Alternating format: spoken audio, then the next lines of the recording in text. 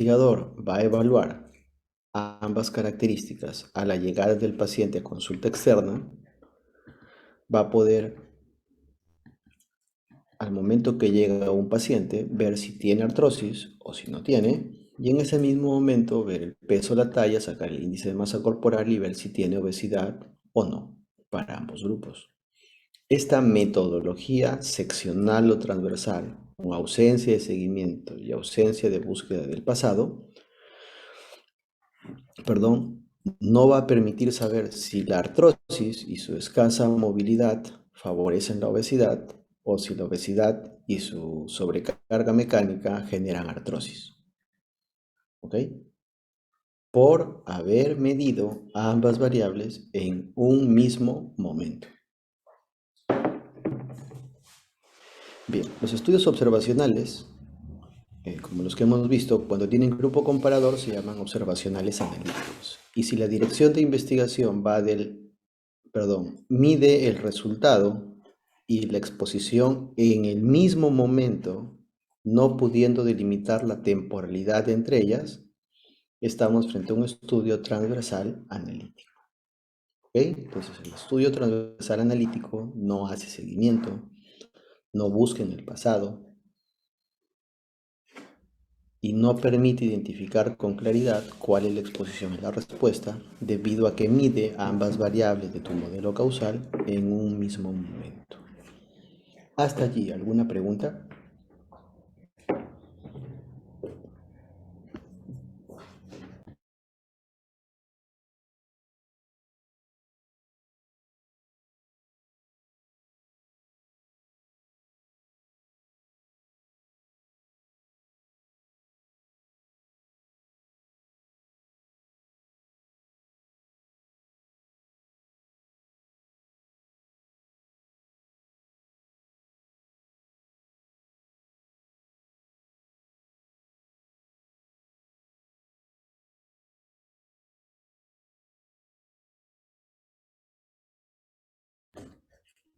¿Alguna pregunta? No, para continuar.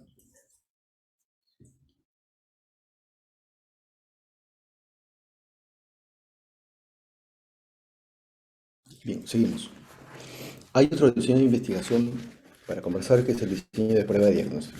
El diseño de prueba de diagnóstico es un modelo de investigación que busca lo que allí dice, busca identificar un diagnóstico, identificar una enfermedad.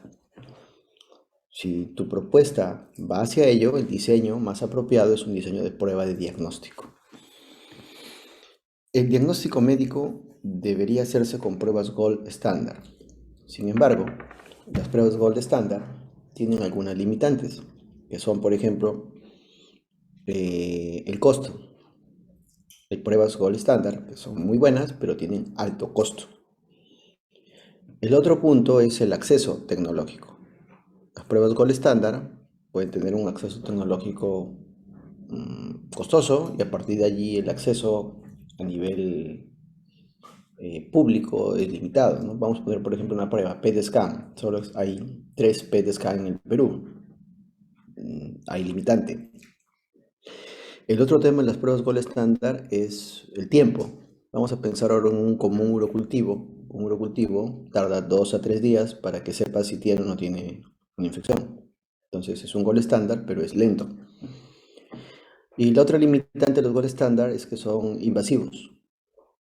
Y muchas veces te dan el diagnóstico posterior a un procedimiento. Me explico. Para el diagnóstico de apendicitis aguda, el diagnóstico gold estándar es el anatomopatológico, que se hace obviamente después que te operaron. Entonces, todas esas limitantes del gold estándar hacen que el médico tome decisiones basadas en pruebas de referencia, ¿correcto? O en pruebas, o en otro tipo de pruebas que se comparan siempre contra un gold estándar, ¿ok? Entonces, si tú vas a comparar una prueba contra un gold estándar para el diagnóstico, el mejor diseño es un diseño de pruebas de diagnóstico. Para este diseño de pruebas de diagnóstico, lo más recomendable es que a un solo grupo de sujetos que sospechas una enfermedad, ¿sí? Un solo grupo de sujetos en los que sospechas una enfermedad. A este grupo de sujetos les aplicas el gol estándar y la prueba de diagnóstico, ¿correcto? Por ejemplo, un grupo de sujetos que sospechamos que tienen COVID, les aplican el PCR y una prueba de diagnóstico, por ejemplo, la prueba de antígeno.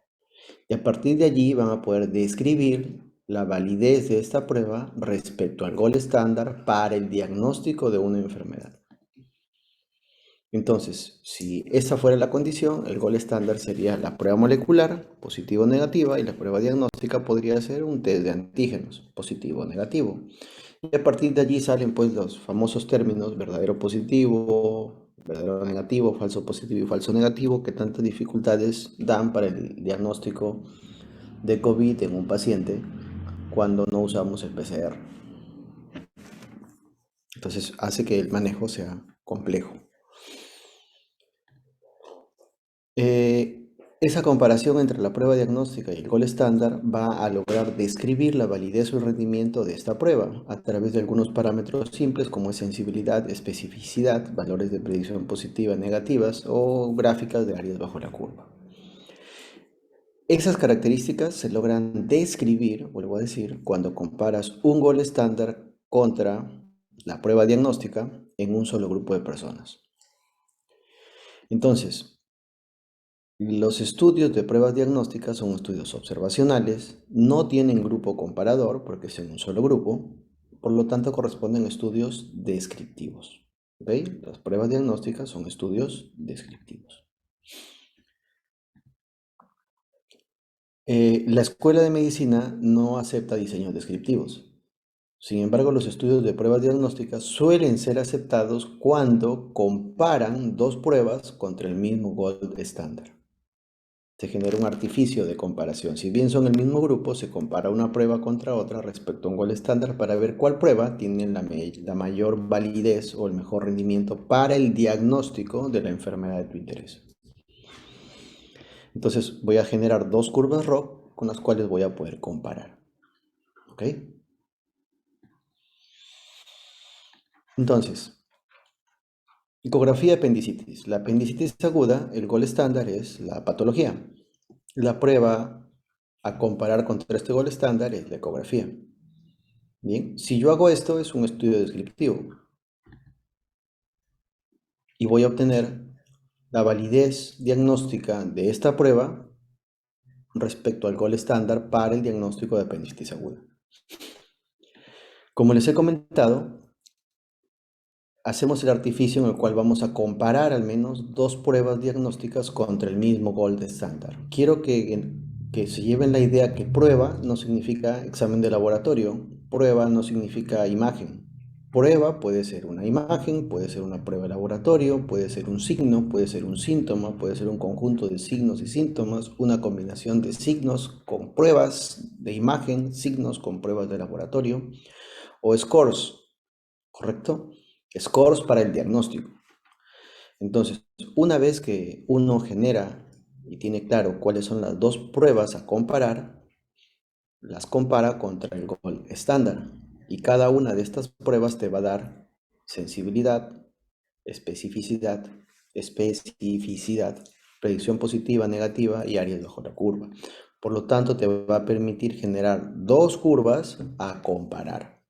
Esa comparación de dos pruebas, a pesar de ser descriptiva, sigue siendo autorizada por escuela como diseños para poder titularse. Las pruebas transversales, entonces, en comparación con las pruebas longitudinales, las pruebas transversales, o los diseños transversales, perdón, pueden agrupar por cualquier tipo de variable. Porque da lo mismo agrupar por una o por otra. Los diseños transversales miden ambas variables en un mismo momento, de manera seccional o transversal a un punto de tiempo. Los estudios transversales tienen grupo control. Cuando tienen grupo control se llaman transversales analíticos y cuando no lo tienen son estudios descriptivos como las pruebas de diagnóstico. Los estudios transversales, al no tener la capacidad de identificar temporalidad, es decir, cuál es exposición y cuál es respuesta, generan un nivel de evidencia menor a los estudios longitudinales. Los costos de estudios transversales pueden ser mucho más caros que un estudio incluso de caso control o corte debido a la tecnología que podría requerir o a las pruebas que podrían invertirse en caso dichas pruebas no se usen en la institución de salud donde vas a generar tu investigación. En resumen, hasta esta semana hemos visto estudios observacionales porque solamente valoran exposición. Cuando no tienen grupo comparador, hablamos de estudios descriptivos. Ejemplo, pruebas de diagnóstico. Cuando tienen grupo comparador, se llaman observacionales analíticos. Y de acuerdo a la dirección de investigación de tu modelo causal, si vas a poder ir de exposición a resultado, vas a hacer una corte. Si vas de resultado a exposición, es un estudio caso control. Y si mides exposición y resultado en el mismo tiempo, eso se llama estudio transversal. ¿Correcto? ¿Alguna pregunta de lo expuesto esta noche?